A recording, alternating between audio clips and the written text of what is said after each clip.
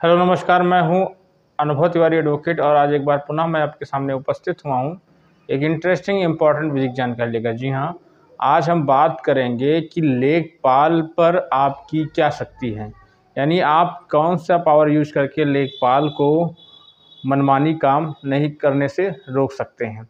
लेकिन उससे पहले अगर अभी तक आपने हमारे चैनल को नहीं सब्सक्राइब किया, सब्सक्राइब कर लीजिए, बेल आइकन प्रेस कर लीजिए, इससे आने वाली वीडियोज़ की नोटिफिकेशन आपको मिल सके। वीडियो पसंद आए लाइक करिए, ना पसंद आए बिल्कुल ही डिसलाइक करिए। इस वीडियो को ज़्यादा से ज़्यादा अपने मित्रों रिश्तेदारों में शेयर करिए। अगर आपका कोई प्रश्न सुझाव तो कमेंट बॉक्स में अवश्य बताइएगा। चलिए बिना किसी देरी की शुरुआत करते हैं, लेकिन उससे पहले आप सभी को ज्येष्ठ मास के चौथे मंगलवार की बहुत बहुत शुभकामनाएं। माँ संकट मोचन हनुमान जी आपका हमेशा कल्याण करें। चलिए बिना किसी देरी के सजेशन की शुरुआत करते हैं। तो जैसा आप लोग जानते हैं कि लेखपाल हर कार्य में अपनी मनमानी जरूर करता है, चाहे वो धारा 24 की बात हो या धारा 116, यानी 24 मतलब मेड़बंदी और 116 मतलब बंटवारा, या फिर 34 की बात हो, 34 यानी नामंत्रणवाद। कहीं ना कहीं लेखपाल अपनी मनमानी करने के लिए आतुर ही रहता है। वो अपनी मनमानी करता भी है।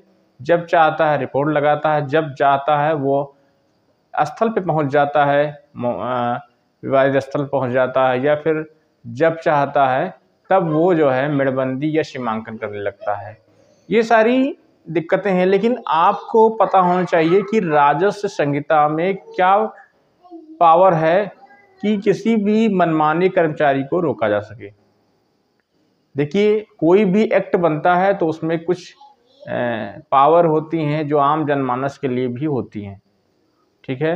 तो जाहिर सी बात है, मान लीजिए लेखपाल जो है मनमानी करता है, तो आपको क्या करना चाहिए। देखिए, उत्तर प्रदेश राजस्व संहिता की धारा 220 में ये बताया गया है कि कोई भी राजस्व कर्मचारी अपने कर्तव्यों के निर्वहन के लिए सूर्योदय से पहले और सूर्यास्त के बाद वो कहीं भी, चाहे कोई भी जो है भूमि हो या इमारत है, वो उस पे नहीं जा सकता है। यानी वो रात में सीमांकन नहीं कर सकता है। मैंने अभी जल्द में एक व्यक्ति ने मुझसे कहा कि सर 7:30 बजे, 7:45 बजे लेखपाल साहब आए और उन्होंने सीमांकन कर दिया, मुझे सूचित भी नहीं किया, जबकि मैं पीड़ित पक्षकार था, यानी मैं मेड़ मिलान काश्तकार था। उन्होंने बताया भी नहीं और सीमांकन करके चले गए। तो अगर इस तरीके कोई घटना आपके साथ होती है, जाहिर सी बात है आए दिन लेखपाल बहुत सारी गलतियां करते हैं। वो अपना ही एक समझिए कि सिक्का चलाने की कोशिश करते हैं, अपनी मनमानी करते हैं। वो अपने आप को बिल्कुल जो है मैं कहता हूँ कि एसडीएम और तहसीलदार तो फिर ही आपकी बात सुन लेंगे, लेकिन वो बात आपकी नहीं सुनते हैं। वो बहुत बड़े, मतलब मैं कह सकता हूँ दूसरी भाषा में कि बहुत बड़े कलेक्टर अपने आप को समझते हैं। अरे भाई, डीएम साहब तो आप आम जनमानस को सुनते हैं, लेकिन लेखपाल मैंने देखा कहीं ना कहीं आपको इग्नोर करता है और बदतमीजी से भी बात करता है।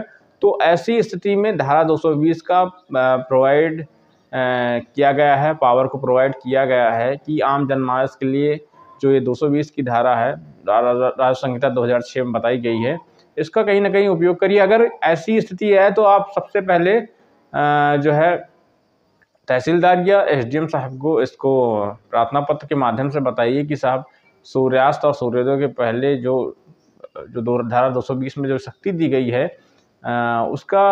उसको जो है ये लोग अवहेलना कर रहे हैं। 7:30 बजे 8 बजे आकर सीमांकन करते हैं या 8 बजे आकर अंतरण के लिए पावन रिपोर्ट लगाते हैं। ये सारी दिक्कतें बहुत गलत है।